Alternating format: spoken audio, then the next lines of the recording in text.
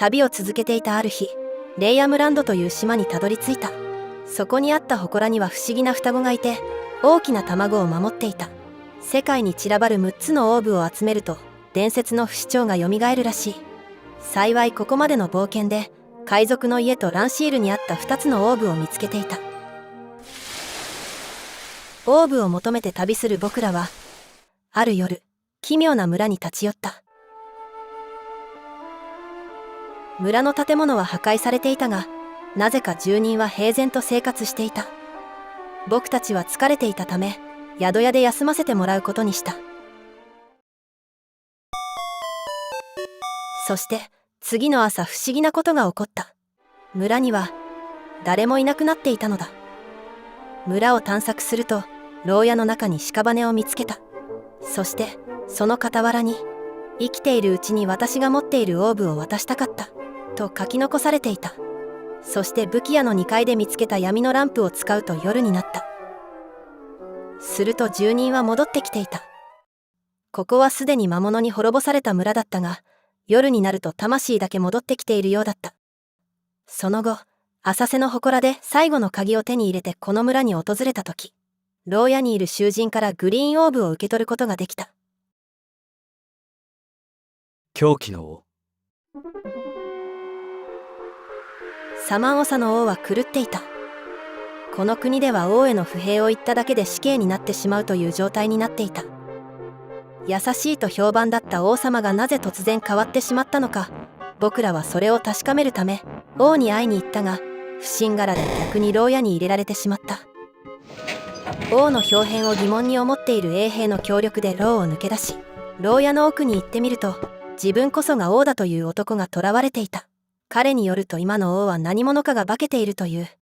僕らは真実を映すラーの鏡を手に入れ、それを持って夜の城に忍び込んだ。寝ている王の姿をラーの鏡で見てみると、そこには魔物の姿が映っていた。王様がおかしくなったのは魔物が化けていたからだったのだ。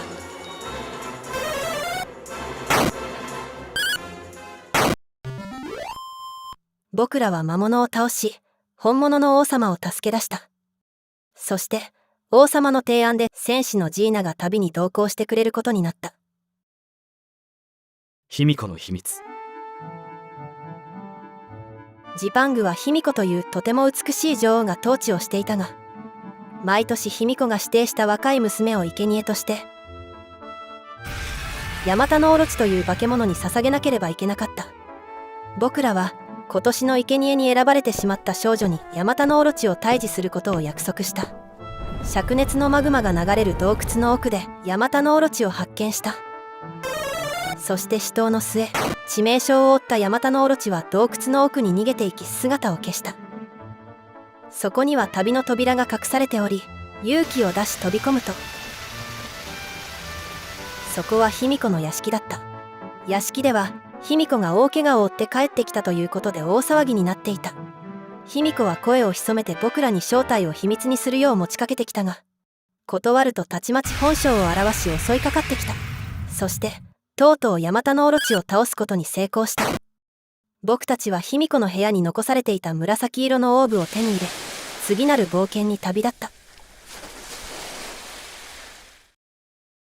悪徳商人。これは少し前の話。僕らの仲間の話。ある日、新たな町を作りたいと考えている老人から商人を紹介してほしいと相談を受けた。僕らは以前共に旅をした商人の班を紹介することにした。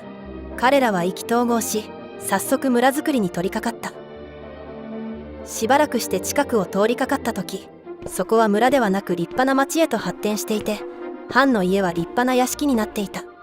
藩の詳細に驚いたが、町の人に聞いた藩の評判が良くないことが気がかりだった。そして次に町を訪ねた時に悲劇は起こっていた。藩の悪辣さに不満をためた住人たちによって牢屋に捕らえられていた。藩はみんなのためを思ってやってきたと落ち込んでいた。そして彼に教えてもらった場所にはイエローオーブが隠してあった。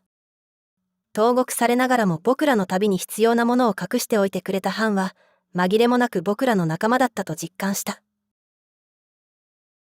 大空はお前のもの。オリビアの岬は亡霊となったオリビアの呪いで通ることができなかった。オリビアは恋人のエリックを待っているようだった。僕らは変化の杖と引き換えに手に入れた船乗りの骨で幽霊船を発見し、そこに乗り込んだ。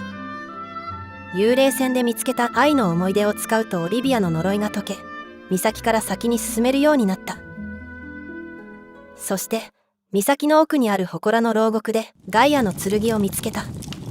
ガイアの剣を火山の火口に投げるとたちまち噴火し、流れ出た溶岩がネクロゴンドまでの道となった。